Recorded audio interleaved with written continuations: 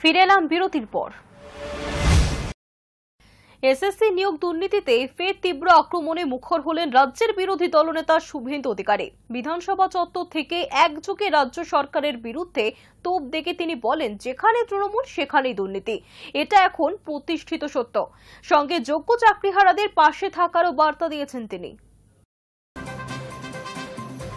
এসএসসির নিয়োগ দুর্নীতিতে ফের তীব্র আক্রমণে মুখর হলেন রাজ্যের বিরোধী নেতা বিজেপির শুভেন্দু অধিকারী।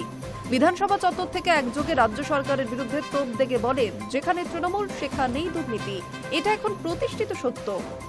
কলকাতা হাইকোর্টের প্রাক্তন বিচারপতি তথা বিজেপির সাংসদ অভিজিৎ গঙ্গোপাধ্যায়ের নিয়োগে ফের জালিয়াতির আশঙ্কার মন্তব্যের পরদিনই বিধানসভা প্রাঙ্গণে উত্তাপ ছড়ালো। সোমবার নিয়োগ থেকে বাদ পড়া একাংশ বঞ্চিত শিক্ষক শুভেন্দুর সঙ্গে দেখা করতে আসেন। স্পিকারের সঙ্গেও দেখা করতে চান তারা। চাকরিহারা শিক্ষকদের কথায়, সরকার আইন মেনে বিধানসভায় বিশেষ বিল পাস করে যোগ্যদের চাকরি রক্ষা করুক, এটাই আমাদের দাবি। তাদের পাশে থাকার বার্তা দেন দুই নেতাই। সুপ্রিম কোর্টের নির্দেশ মেনে গত শনিবার অযোগ্যদের তালিকা প্রকাশ করেছে এসএসসি।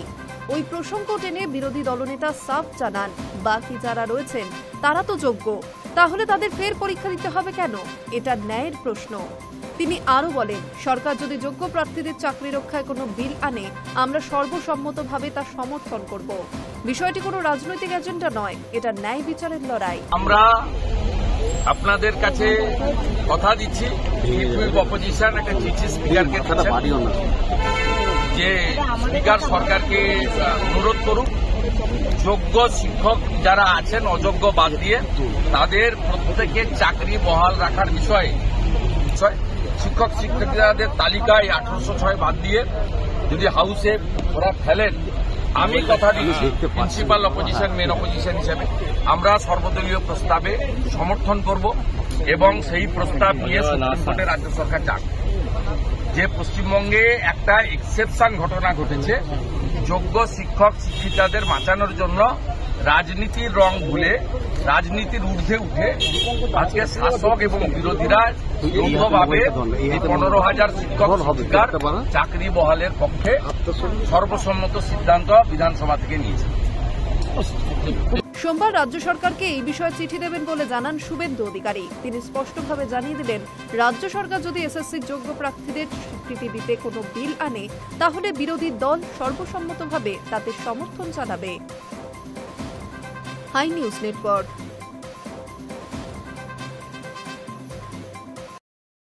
মন্ত্রী বিধায়কদের নিরাপত্তা রক্ষীরা বিধানসভার বাইরে থাকবেন।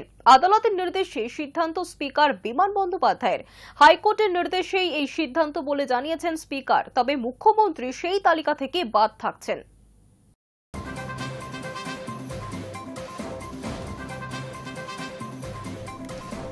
সোমবার থেকে সব মন্ত্রী নিরাপত্তা রক্ষীরা বিধানসভার বাইরে থাকবে, এমনই সিদ্ধান্তের কথা জানালেন অধ্যক্ষ বিমান বন্দ্যোপাধ্যায়।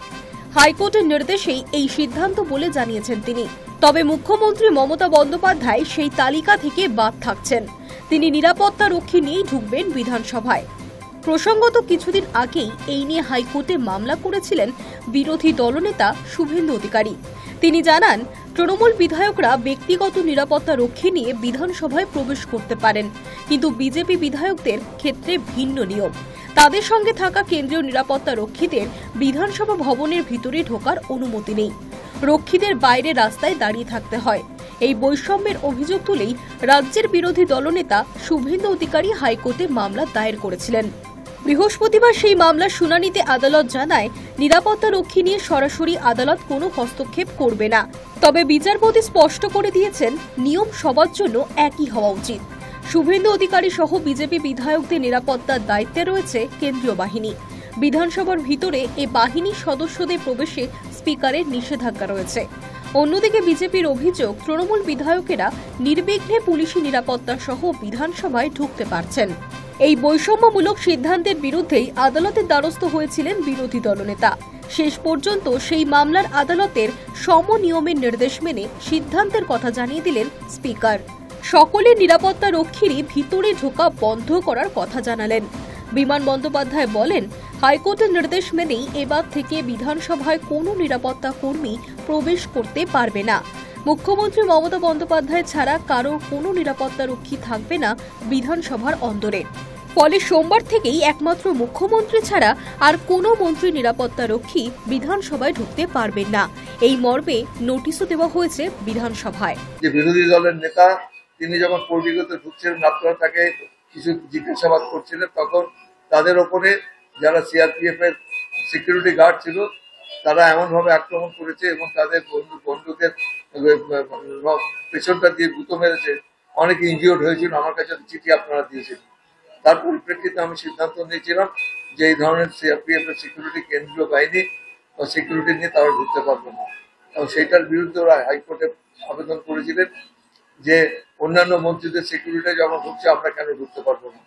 এবং আমরা বলেছি যে আমাদের এখানে আর সে কোনো সিকিউরিটি ঢুকবে না, এবং আপনারা লক্ষ্য করে দেবেন যারা সিকিউরিটি আছে তারা হয়তো আমাদের অধিবেশন কক্ষ পর্যন্ত পৌঁছে দিয়ে তারা চলে যান।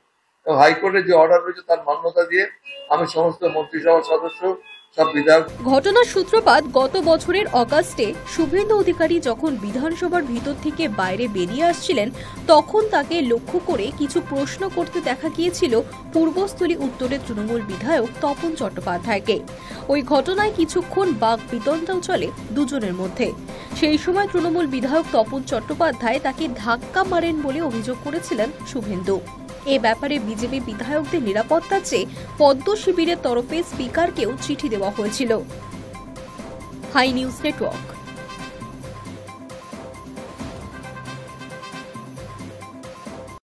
শীর্ষ আদালতে ফের পিছল রাজ্য সরকারি কর্মীদের ডিএ মামলা শুনানি। শীর্ষ আদালতে দেওয়া সময়সীমা পেরোলেও এখনো মহার্ঘ ভাতা হাতে পাননি সরকারি কর্মীরা। জানা গিয়েছে আগামী সোমবার এই মামলা শুনবে বিচারপতি সঞ্জয় করল এবং বিচারপতি প্রশান্ত কুমার মিশ্রর বেঞ্চ।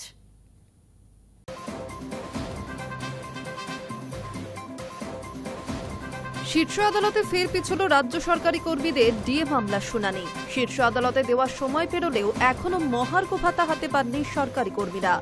জানা গিয়েছে আগামী সোমবার এই মামলা শুনবে বিচারপতি সঞ্জয় কারুল ও বিচারপতি প্রশান্ত কুমার মিশ্রর বেঞ্চ। রাজ্য সরকারি কর্মীদের বকেয়া ডিএ নিয়ে দীর্ঘদিন ধরে মামলা চলছে শীর্ষ আদালতে। গত 16 মে সুপ্রিম কোর্টে ডিএ মামলায় বিচারপতি সঞ্জয় করল এবং বিচারপতি মনোজ মিশ্রের ডিভিশন বেঞ্চের নির্দেশ ছিল 4 সপ্তাহের মধ্যে বকেয়া ডিএর 25% মিটিয়ে দিতে হবে। যদিও রাজ্যের তরফে বর্ষিয়ান আইনজীবী অভিষেক মনু সিংভি বারবার এই যুক্তি দেখান ডিএ রাজ্য সরকারি কর্মীদের অধিকারের মধ্যে পড়ে না।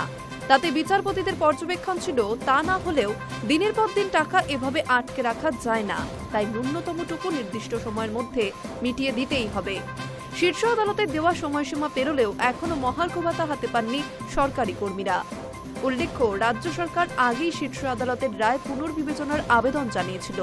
সেই আবেদনে বলা হয় সুপ্রিম কোর্টের ডিএ সংক্রান্ত নির্দেশ কার্যকর করতে আরও 6 মাস সময় দরকার, কারণ বকেয়া মহার্ঘ ভাতা দিতে যে পরিমাণ অর্থ প্রয়োজন চলতি অর্থবর্ষে সেই বাজেট বরাদ্দ নেই। সোমবারে সেই মামলা শুনানির কথা থাকলেও শেষ মুহূর্তে তা পিছিয়ে গেল। Hi News network.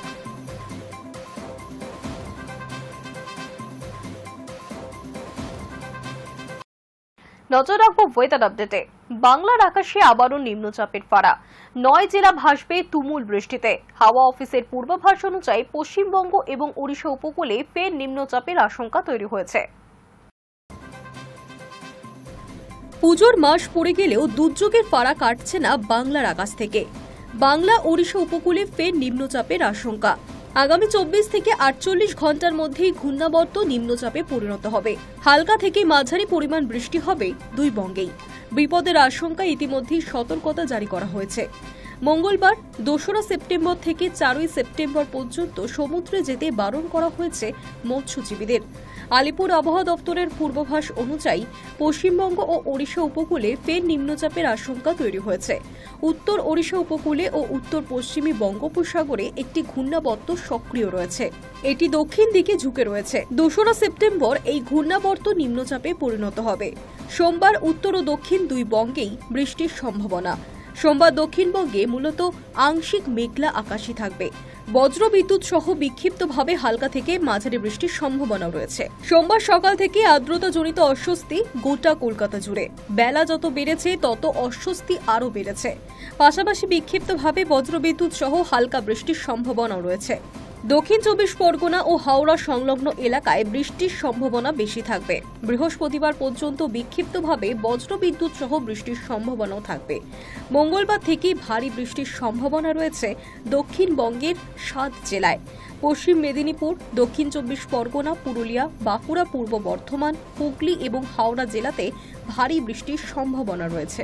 বজ্রবিদ্যুৎ সহ বৃষ্টির সম্ভাবনা রয়েছে কলকাতা, হাওড়া, হুগলি, উত্তর ও দক্ষিণ 24 পরগনা, নদিয়া, পূর্ব বর্ধমান, পূর্ব ও পশ্চিম মেদিনীপুর এবং ঝাড়গ্রাম জেলাতেও। দক্ষিণবঙ্গে বজ্রবিদ্যুৎ সহ বৃষ্টি চলবে বৃহস্পতিবার পর্যন্ত। বাতাসে জলীয় বাষ্পের পরিমাণ বেশি থাকায় আর্দ্রতাজনিত অস্বস্তিও বাড়বে। উপকূল ও ওড়িশা সংলগ্ন জেলাগুলিতে বজ্রবিদ্যুৎ সহ হালকা বৃষ্টির সঙ্গে 30 থেকে 40 কিলোমিটার গতিবেগে দমকা ঝোড়ো বাতাস বইতে পারে।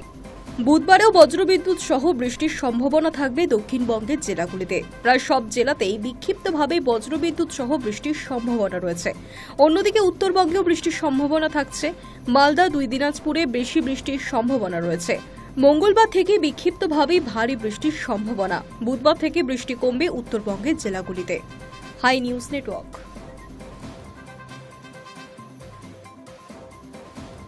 নিউজ টুডে এখনকার মতো এই পর্যন্তই। দেখতে থাকুন হাই নিউজ, নির্ভীক, নিরপেক্ষ।